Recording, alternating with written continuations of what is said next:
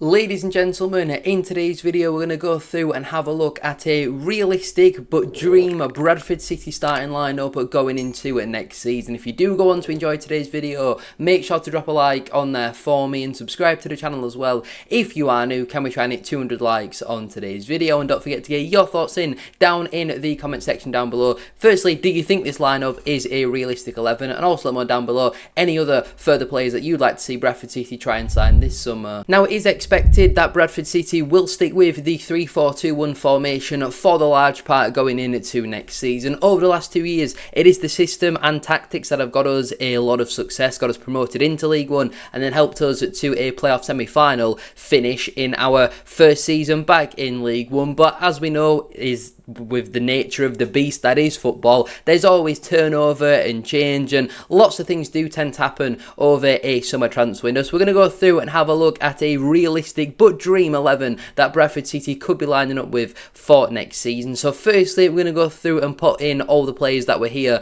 from last season for Bradford City. I think that would make you see in the middle of the back three somebody like an Aidan Baldwin definitely going to be a starter next season for Bradford City after we obviously triggered his option for a further season. You'd like to think that the club are in talks with him and a few other players to try and tie them down to longer term deals. In terms of the wing backs, I can't really see there being much movement in these positions. Obviously Josh Nerthil had a really good first couple of months of last season, and then towards the end of it his form was pretty inconsistent, so hopefully he can have some real competition in now across a full season, but I still do see him as a regular starter for Bradford City. Over on the left hand side, I think Tyrick Wright massively stepped up in League One at last campaign. Again, he's similar to Aidan Baldwin. His option was triggered for a further season, and you'd like to hope that the club are doing everything they can to try and tie him down to a longer term contract. But I think with Alexander's system, in terms of that left wing back position, I think both Wright and Nerthil have got very similar attributes.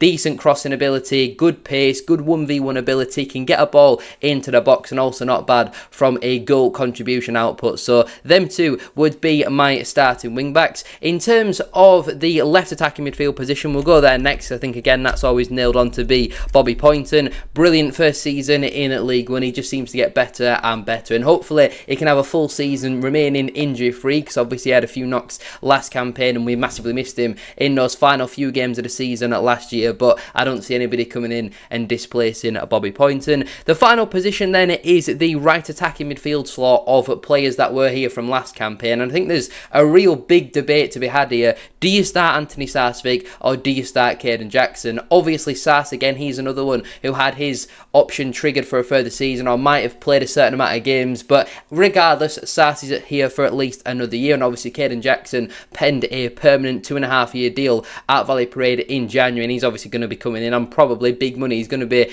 definitely in our top 3 earners coming in from a championship side with Derby County. So you would probably say that Caden Jackson is edging it towards Anthony Sarsfield at the moment, but we also do know how much that Graham Alexander loves Sars. So that one for me is a real big toss-up. If I was to throw that question to you guys, who would be your starter in that position? Would it be Anthony Sarsfield? Would it be Caden Jackson? Would it be George Lapsley? Would it be Adam Phillips? Would it be Stephen Humphreys? Would it be Will Swan? Would it be Sam Walker? Let me know what you think down below. But those are the 5 players that were here at Bradford City last campaign that I think definitely will be starting for Bradford City next season. The rest of them I think really will all be new signings. Now, as we all know, so far Bradford City have officially completed and announced 2 signings at the time of recording, and that is 10 o'clock in the morning on the 24th of June. Obviously Jake Beasley has come in to be the main man for Bradford City next season, got 13 goals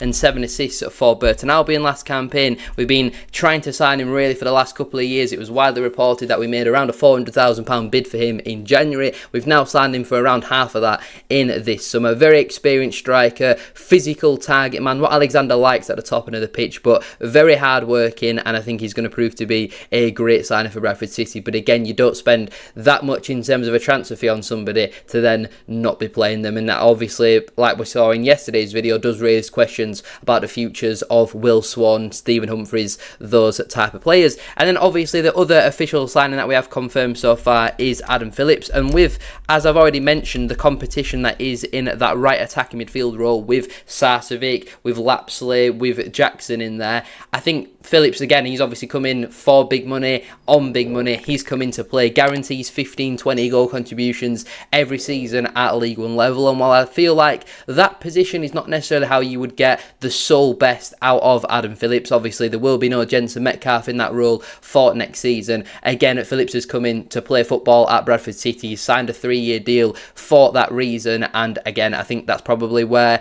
if he's not going to play as that right attacking midfield role, then I think that is the next best position where you do get the best out of Adam Phillips. It's just, I do have a little bit of a concern defensively about him, but again, we'll come on to some of the other positions, which will all be brand new signings that have not officially been announced, but 2 of those, as far as I understand, are done deals. The first one of those is goalkeeper John McCracken, which I think it was reported first by Alan Nixon, I want to say, but he's obviously at Dundee FC, definitely not Dundee United. He is there and his contract has expired, and now Alan Nixon was reporting that Bradford City have won the race to try and sign him. 26 years of age, so a little bit younger than Sam Walker, who I think is now 34, but definitely was a position that Bradford City were desperate to improve in coming into this summer. Walker had a really poor season last year, and it wouldn't surprise me if he maybe drops back down into League 2 this summer, but we definitely did need to improve in the goalkeeper department, and McCracken seems like a cracking shot stopper, really. He's obviously got a lot of experience playing against some big clubs like Celtic and Rangers. He'll obviously know a little bit about Bradford, having played with Brad Halliday for the last 6 months or so. I think he spent time on loan at Accrington with Tommy Lee as well, so he's certainly been able to have those conversations. But I think McCracken will certainly be an improvement on Sam Walker. Similar sort of save percentage. I think McCracken is actually 7 inches shorter than Walker, who is obviously 6'6", 6'7". McCracken only around 6'1", something like that. But I think he definitely will come in and be the starting goalkeeper for Bradford City. And the other signing that we have reportedly made is, I'm definitely going to spell his name wrong here, but you'll be able to get the gist of things. Macaulay Gillespie. Gillespie. It'll be something like that. I'm not 100% sure on the spelling, but it's something along those lines. Again, ball-playing centre-back who has been at Charlton Athletic for the last couple of years, scored the goal for them that got them promoted into the Championship in the 24-25 playoff final against Leyton Orient. Decent free kick, but pretty poor from the keeper. But again, we know we needed a bit more technical ability in that back line. He's kind of an in-between hybrid of Curtis Still and Ibu Toure. What both of those players are good at is pretty much Macaulay Gillespie. Now, he's not the quickest defender in the world, but again, if he's coming in from a Championship side, we don't know at the moment if that's going to be a loan or a permanent. He has at least 1 year left on his current contract with Charlton, and they have an option for a further season. But with him now being 29, 30 years of age, I can't necessarily see that costing a big transfer fee. It could also be a season-long loan, but we needed to improve in that position. I think Gillespie certainly is an improvement on Curtis Till. I think he's obviously much better on the ball than Till, and he's much more physical than Ibu Toure. So again, Gillespie, in my opinion, is coming in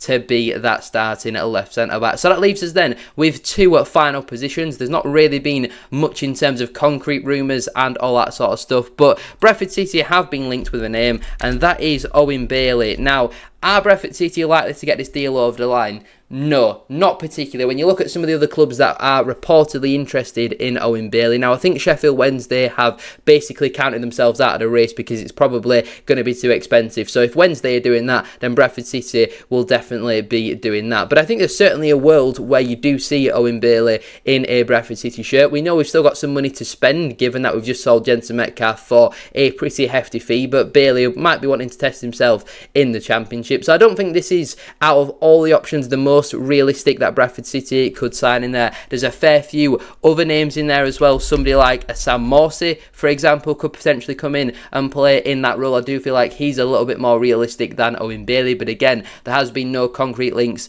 with Sam Morsey. So we'll leave that position open and available for this moment in time, because I've got one other player in that role that I think is perfect and much more realistic. So we'll go to right centre back next, where I'm going to put forward forward, Lewis Brun, once again, I think he'd be absolutely perfect for that role, whether on a permanent or on a loan deal. In now entering the final year of his contract as well with Wrexham, but he'd just been improvement on Matt Pennington, who did a really solid job for Bradford City last campaign. But if we're looking to kick on and go to the next level, that just whole defensive shape and back line looks even stronger than where we were last campaign, and much younger as well, brings a little bit of youthfulness into that back line. I think he's around mid-20s, 24, 25, something like that, but I think he'd be a perfect signing for Bradford City. I think he's a really underrated addition. When you think about all of the rumours and speculation that's going out, I don't see anybody talking about Lewis Brunt, but he would be sensational for Bradford City. That would then also allow us to play Baldwin in the middle of that back three, which we know our entire system is built around Baldwin in his diagonal passes. But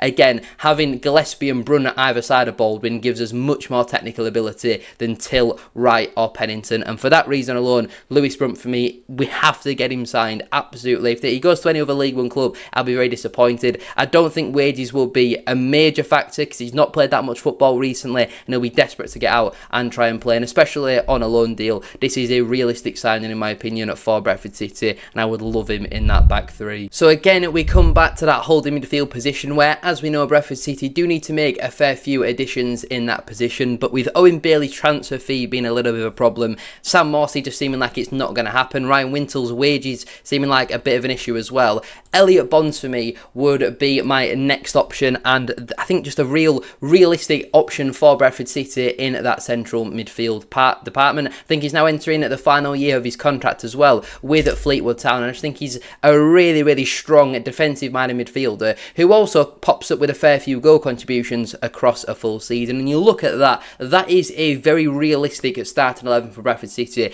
going into next season, featuring 4 or 5 players who were already here last season, featuring 2 already confirmed signings, 2 more signings expected to be announced by Bradford City, and 2 potential transfer targets as well. Let me know what you think about this team down in the comment section down below. Where do you think that would finish? And that's obviously not including the likes of Anthony Sarcevic, Will Swan, Stephen Humphreys, Ibu Torre, these type of players that are still on the books at Bradford City. But let me know where you think this team would finish down below, and any other transfer targets and suggestions. Don't forget to drop a like on there for me and subscribe to the channel as well if you are new. 200 likes on today's video would be massively appreciated. Thank you all for watching. Have a great rest of your day, and I'll see you very soon for another one.